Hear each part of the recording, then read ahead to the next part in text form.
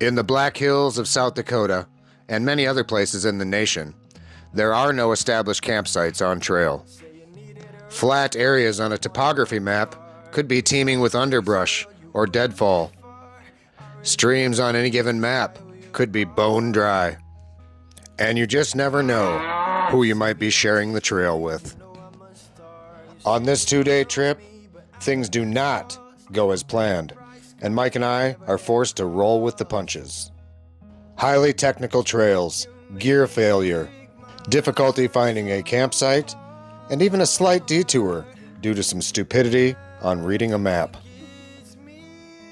Welcome to the story of the Cursed Canyon. You know what? I keep on forgetting my water. I can't get organized in the camper. Hello, friends. Welcome back to another adventure. This one's an odd one. We are in the northern Black Hills, which Mike and I have not explored before. It's a new trail. It's called Botany Canyon, which is south of Spearfish, South Dakota. And it's really weird because we're basically starting in a residential zone. And Mike didn't bring any water. As we explore new territory, so far we're on a well-traveled ATV trail, which neither of us are overly enthused about at all.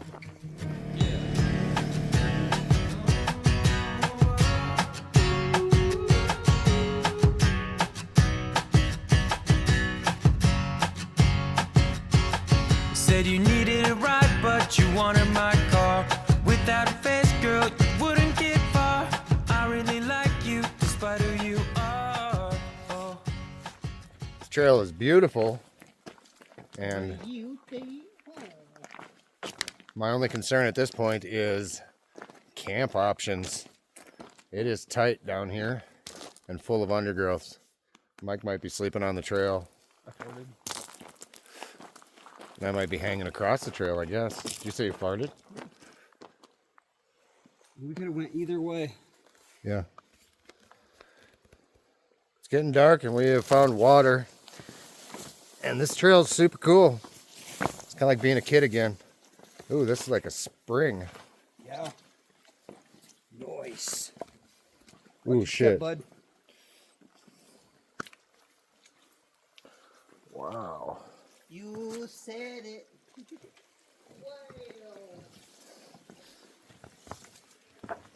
So cool.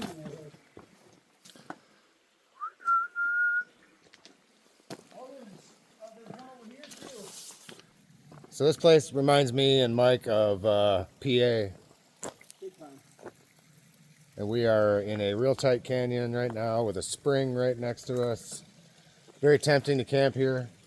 Not sure if it's ideal for Mike as one of those stinking ground dwellers. We got about, I think, half a mile till the end of the trail. We might go explore a little bit as it gets dark, but I'm gonna have to show all this awesomeness to you in the morning for sure. Oh, dude, this is cool. Doesn't get much better than this for a locale, though. All right, I'm gonna come back across there.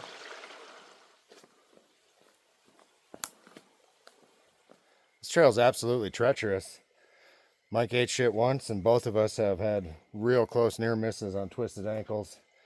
Tons of rock, hard to find the trail, but we're in this canyon, so it's a little tough to get lost because it's really narrow. Puzzle plants.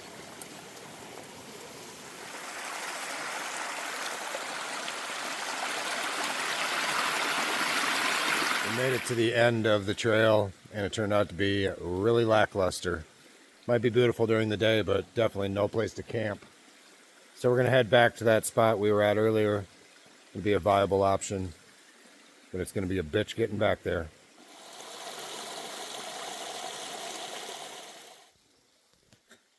Stay tuned for morning. We'll show you how beautiful this place is in the daylight.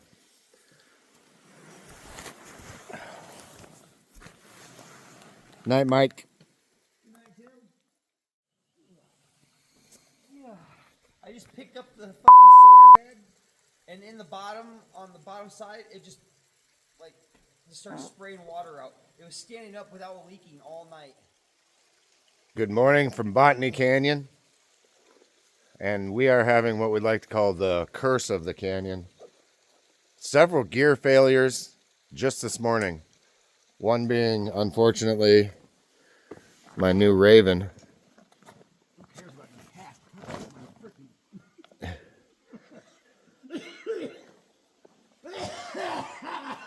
Somehow, some way, the speed hook ripped through my little loop to hang my pack. So it doesn't affect the performance of the pack, but it is strange.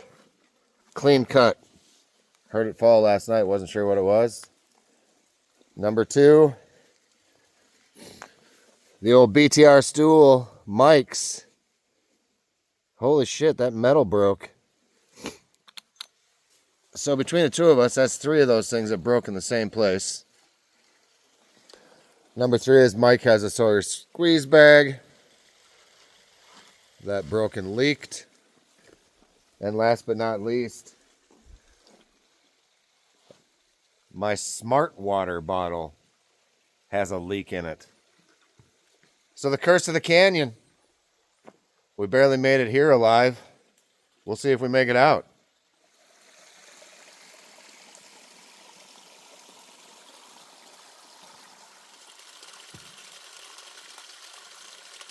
Another gear damage discovery. My Glacial Gear sweat rag. That appears to be chewed on. And I'm wondering if that's not what happened to this too now.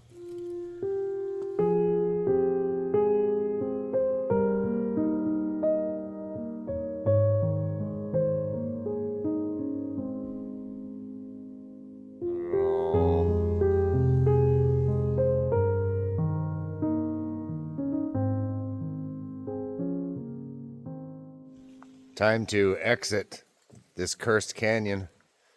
Show you some of the beauty of it at any rate on the way out.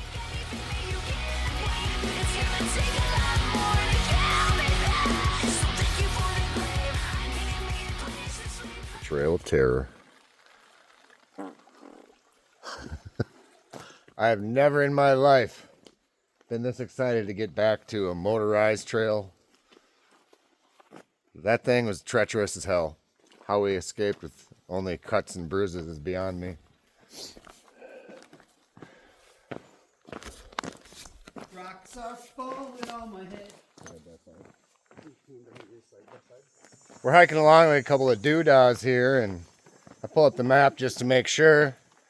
And I tell Mike, man, something's on my phone. I can't even see the dot. Then we kept going and checked it again a little while later and couldn't see the dot because it was off screen. So we took a wrong turn.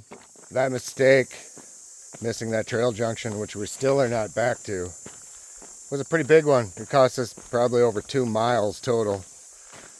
And I have no idea how we sauntered that far off without noticing. This must be it here. Let's check the map. Whew. That was pretty sketchy. This has been a definite type 2 overnight. It's really beautiful, but hard to navigate. Spent a lot of time watching the GPS. A lot of bushwhacking last night in the dark. On and on and on. It's been a bitch. Yeah. Physically sore just from a 3-mile hike. Well, 5 now. Yeah, it's been a morning.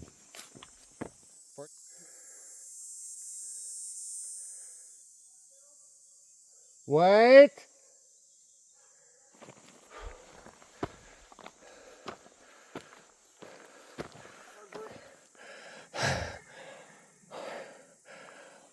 Fuck. I'm okay. My lips are a little greasy feeling or whatever you want to say. You know what I mean? Yeah. Like they have a coating on them. So we made it to the top of that bitch of a hill. I'm sure we look super healthy right now. Back to the forest road to the car. And then we're going to check the forecast and see what the plan is for the day. But being grown men is cool because we can do whatever we want. Well, doesn't matter. You can be a grown woman and also do whatever you want. Yeah, you're sexist. Well, we're grown men. We can do whatever we want. We can do whatever we want. Yeah. Yeah, this is a thumbs down for us. It's beautiful, but it's 3 miles out, 3 miles back for a total of 6. We added 2 due to stupidity. You got to navigate on the map a lot, and it is probably the most technical 8 miles of my life. And the payoff at the end is very little. Yeah, the end of the trail is lackluster.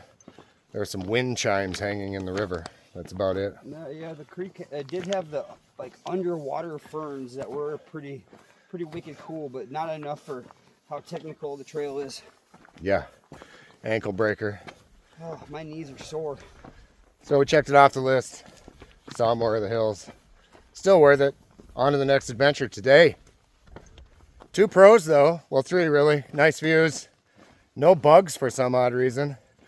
And in a dumbfounding result, no condensation this morning, despite the fact that it's so humid you could see your breath. There's the car. On to spearfish. Mike was a good boy. So before we hit the trail again, we stopped for a cold sarsaparilla and some licorice whips, followed by some tourist attractions. This is the biggest waterfall I've ever been to. Really? You wanna go get some souvenirs, bud? Yeah.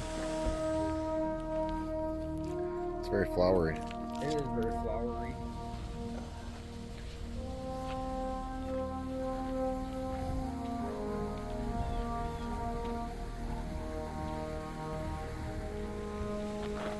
Look at my jugs.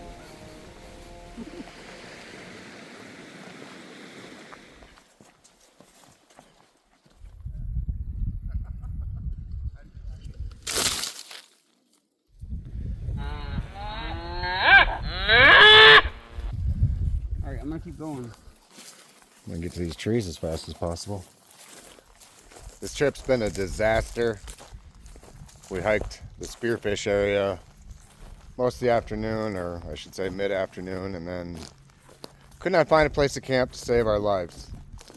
So we finally gave up and came to a familiar spot where we are going to camp on this little lake here. Yeah, I don't know if I'm gonna end up going all the way or not. So after hiking the spearfish area and failing to find a decent place to camp, we decided to battle some road construction and head to an old familiar place, Lake Sheridan.